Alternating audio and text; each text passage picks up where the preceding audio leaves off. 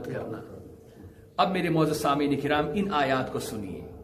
اللہ نے فرمایا الہاکم التکاثر، کہ انسان مال کی کثرت کی ہوس نے تجھے اتنا غافل کر دیا حتیٰ زرتم المقابر، کہ تو قبروں تک جا پہنچا۔ آج میں آپ کو ایک عملی تفسیر سنانا چاہتا ہوں۔ ایک تفسیر وہ ہے جو ائمہ محدثین نے بڑی بڑی کتابوں کے اندر اس کی تفاسیر لکھی ہے۔ ایک تفسیر وہ ہوتی ہے کہ جو انسان اپنی آنکھوں سے دیکھتا ہے، مشاہدہ کرتا ہے،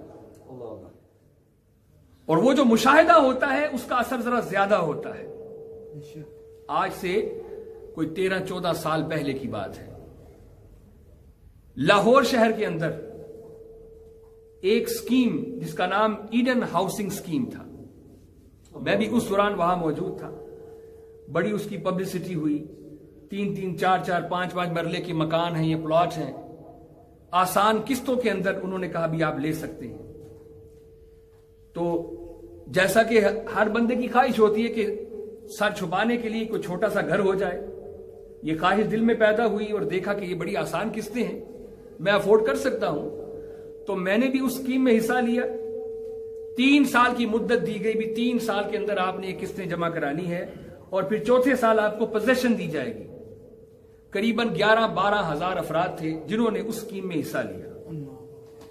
تمام اقساط جمع کرا دی گئی وقت مقررہ کے اوپر۔ جب وقت ختم ہو گیا، اب پوزیشن کی باری آئی، تو انہوں نے ٹال مٹول سے کام لیا۔ 1-2 سال اس طرح گزر گئے۔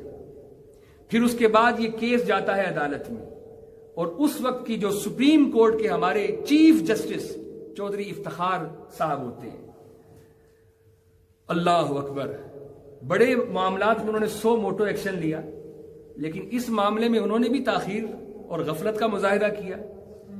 حتیٰ کہ وہ جو مالک تھا ایڈن کا، جس کا نام ڈاکٹر امجد، اس کو ملک سے بھگانے کے لیے راہ ہموار کی، وہ ملک سے فرار ہو گیا اپنی فیملی کے ساتھ، کینیڈا میں مقیم۔ اور پیچھے وہ جو متاثرین ہیں وہ رو رہے ہیں، واہ ویلا کر رہے ہیں، کوئی ان کی فریاد سننے والا نہیں۔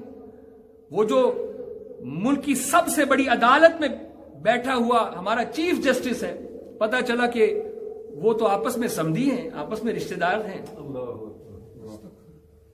کس قدر انصاف کا قتل کیا گیا، اللہ اکبر کبیرہ۔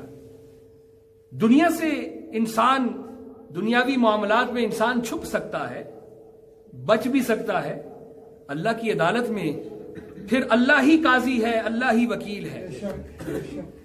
وہاں نہ کوئی جھوٹے گواہ ہے، نہ کوئی وہاں جھوٹا وکیل ہے۔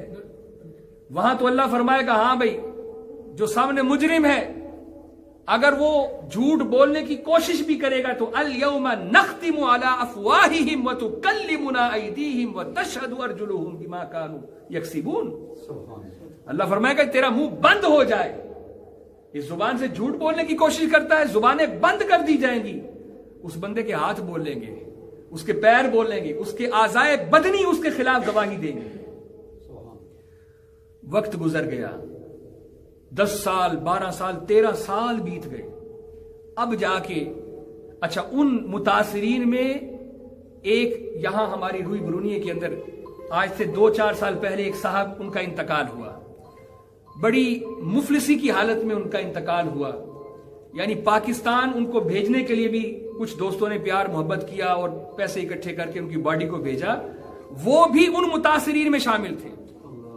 کتنی بیوائیں تھیں، ایسے غریب تھے جو دل کے اندر وہ حسرت لیے کہ ہمارا پلاٹ ہمیں ملے گا، ہمارا مکان ملے گا، وہ دنیا سے ہی چل بسے۔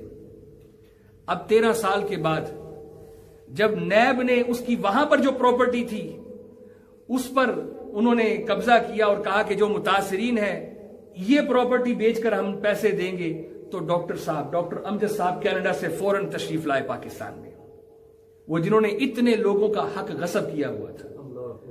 پھر ہمارا عدالتی نظام، اللہ اکبر، ہوتا یہاں پر اسلامی نظام تو اس کا مزہ ہی کچھ اور ہونا تھا۔ جو ہمارا عدالتی نظام ہے، فرسودہ نظام، انہوں نے پھر سٹے لے لیا، پلی بارگیننگ ہوگی، اس طرح کے معاملات چل رہے تھے۔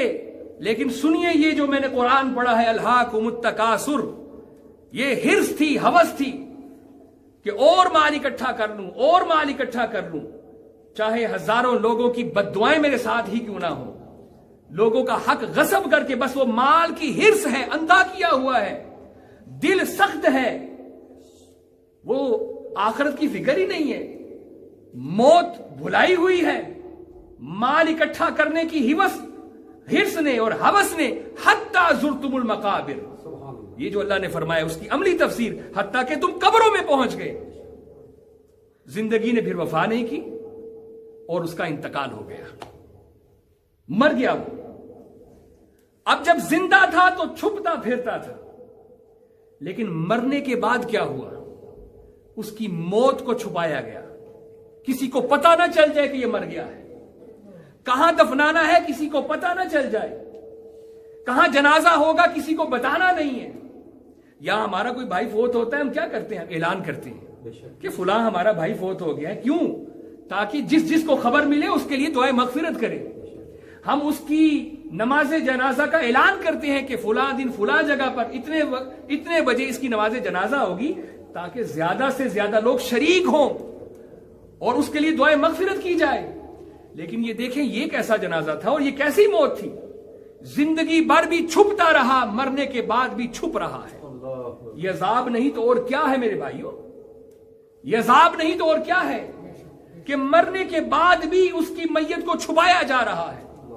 لوگ وہاں پہنچے، وہ متاثرین پہنچے کہ ابھی جب اس کی نماز جنازہ ہوگی، مولوی صاحب جب اعلان کرتے ہیں کہ بھئی کسی نے کوئی لین دین کرنا ہے، تو وہاں تو معاملہ ہی الٹ تھا، وہاں پولیس بلائے گی، پولیس کے حصار کے اندر چند لوگوں نے اس کی نماز جنازہ پڑھی اور اس کو جا کے دفنایا گیا۔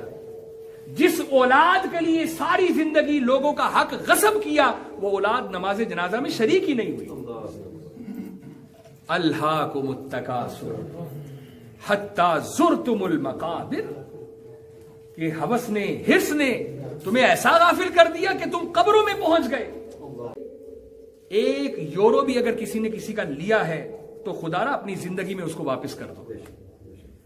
یہاں سے اگر آپ کی تدفین ہو بھی گئی، آخرت میں نبی کریم صلی اللہ تعالی علیہ وسلم نے ارشاد فرمایا کہ اللہ سبحانہ و تعالی اس غاصب کو کھڑا کرے گا اور اس مظلوم کو بھی کھڑا کرے گا۔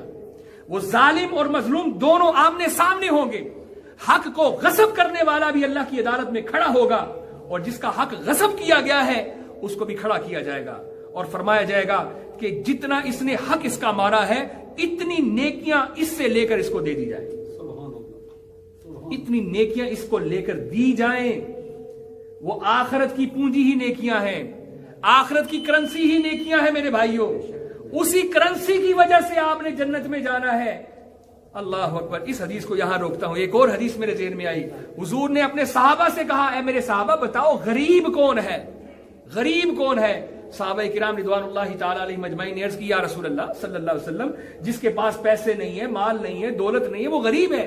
اللہ کے نبی نے فرمایا نہیں، غریب وہ ہے کہ وہ محشر میں آئے گا، اس کے پاس نیکیاں ہوں گی لیکن اس نے لوگوں کے حق کھائے ہوں گے۔ اللہ فرمائے گا جن جن کے حق کھائے تھے یہ نیکیاں ان کو مل جائیں، اس کے پلے ایک بھی نیکی نہیں رہے گی، وہ ہے غریب۔ اس سے بڑا غریب کون ہوگا؟ تو فرمایا رسول اللہ صلی اللہ علیہ وسلم نے اس کی